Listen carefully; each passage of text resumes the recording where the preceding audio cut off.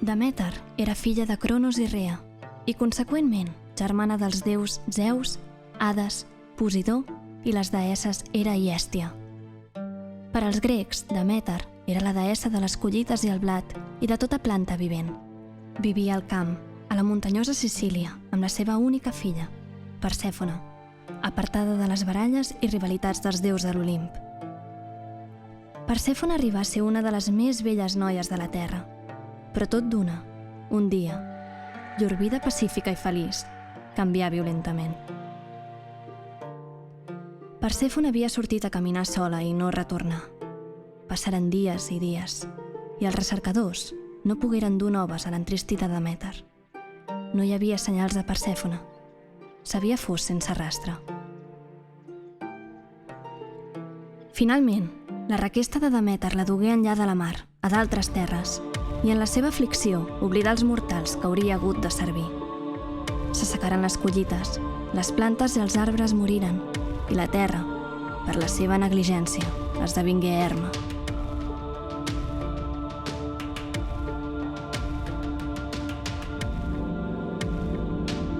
Durant els seus viatges, Demèter arribà a Eleusis, ciutat situada al nord-est d'Atenes. I vet aquí com un dels fills del rei Seleu d'Eleusis li havia arribat el rumor que un pastor havia vist com un home dalt d'un carro d'or amb 2 cavalls negres arrabassava la noia mentre collia flors i després havia desaparegut dins d'una fenedura que s'obria en la muntanya. Tan bon punt va sentir la història, Demèter endevinà qui havia estat. El seu germà Hades, senyor dels inferns, tenia presonera la seva filla entre els morts. Per fi Zeus actuà i envià el seu fill Hermes amb un missatge a rescatar-la. Persèfone només podia sortir dels inferns si durant la seva estada a l'Hades no havia provat cap menjar. Altrament, estava subjecta, com tots els que havien provat el menjar dels morts, a fidelitat a Hades, llur rei. Malauradament, Persèfone havia estat vista menjant-se una magrana del jardí per calmar la set, i Zeus va haver de consentir que la noia restés amb Hades. I vet aquí com Demèter, enfurismada amb els seus germans, va declarar que fins que Persèfone no fos retornada, la terra continuaria tan deserta com el propi desert. Entre els déus s'encetà una urgent discussió i per fi s'arribà a un acord.